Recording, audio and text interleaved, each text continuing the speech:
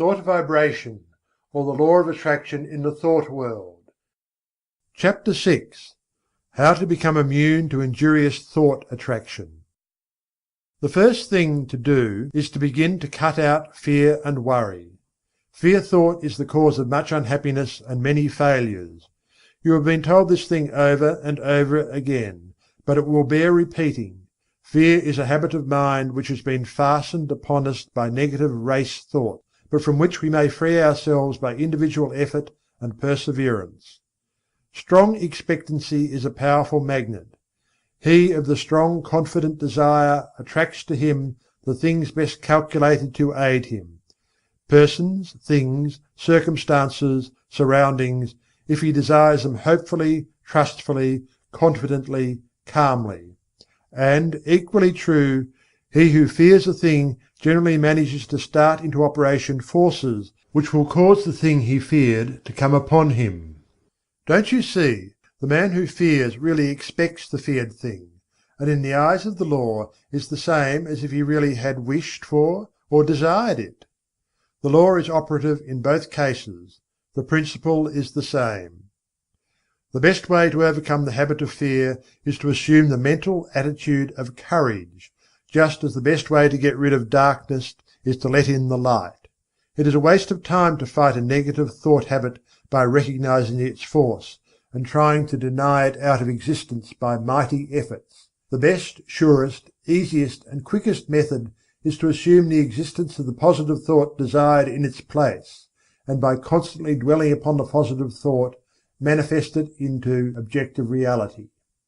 Therefore, instead of repeating, "I'm not afraid," say boldly, "I am full of courage, I am courageousness." You must assert, "There's nothing to fear," which, although in the nature of a denial, simply denies the reality of the object causing fear, rather than admitting the fear itself and then denying it. To overcome fear, one should hold firmly to the mental attitude of courage.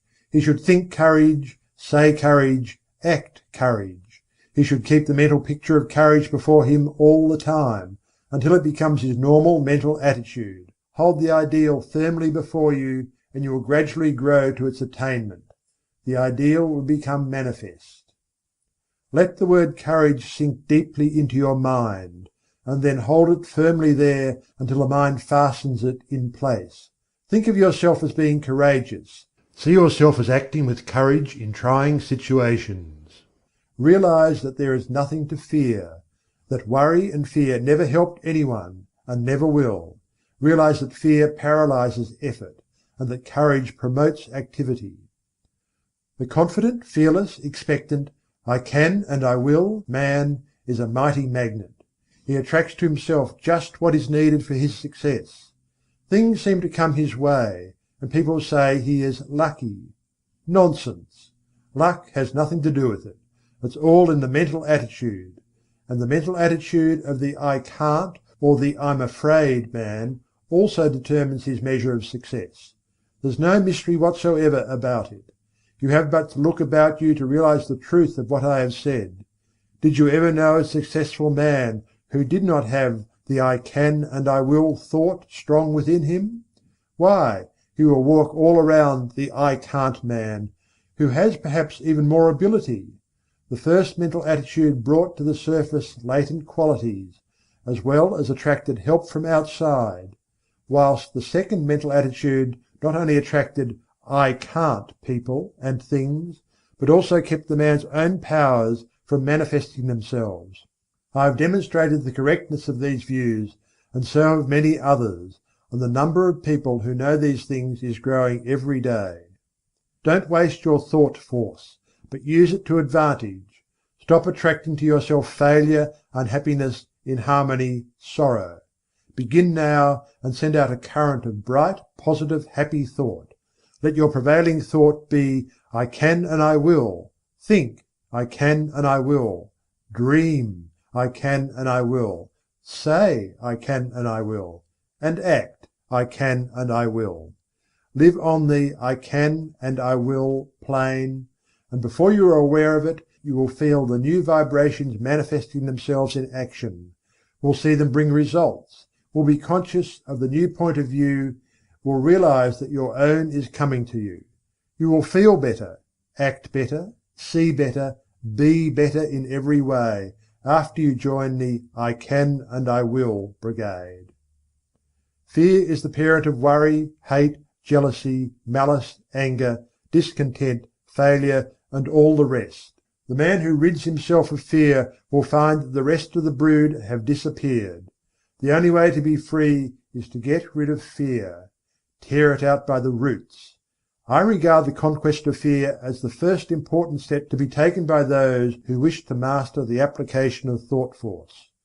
So long as fear masters you, you are in no condition to make progress in the realm of thought, and I must insist that you start to work at once to get rid of this obstruction. You can do it, if you only go about it in earnest, and when you have ridded yourself of the vile thing, life will seem entirely different to you. You will feel happier, freer, stronger, more positive, and will be more successful in every undertaking of life. Start it today. Make up your mind that this intruder must go.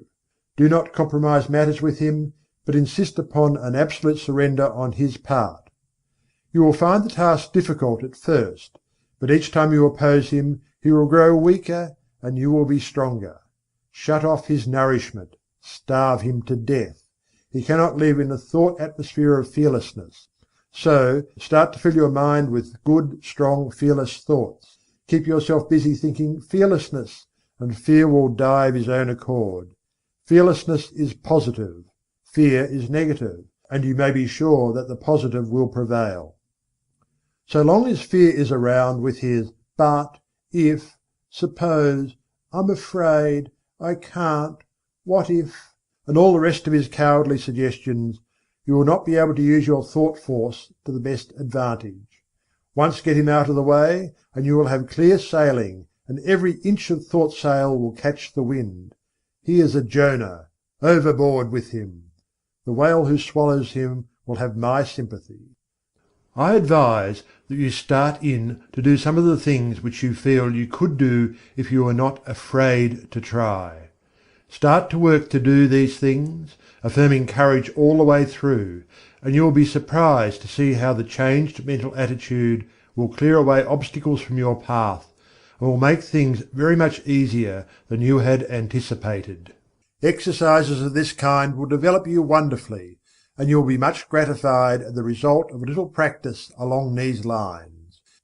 There are many things before you awaiting accomplishment, which you can master if you will only throw aside the yoke of fear, if you will only refuse to accept the race suggestion, and will boldly assert the I and its power.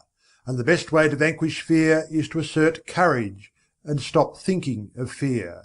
By this plan you will train the mind into new habits of thought, thus eradicating the old negative thoughts which have been pulling you down and holding you back. Take the word courage with you as your watchword and manifest it in action. Remember, the only thing to fear is fear, and, well, don't even fear fear, for he's a cowardly chap at the best, who will run if you show a brave front.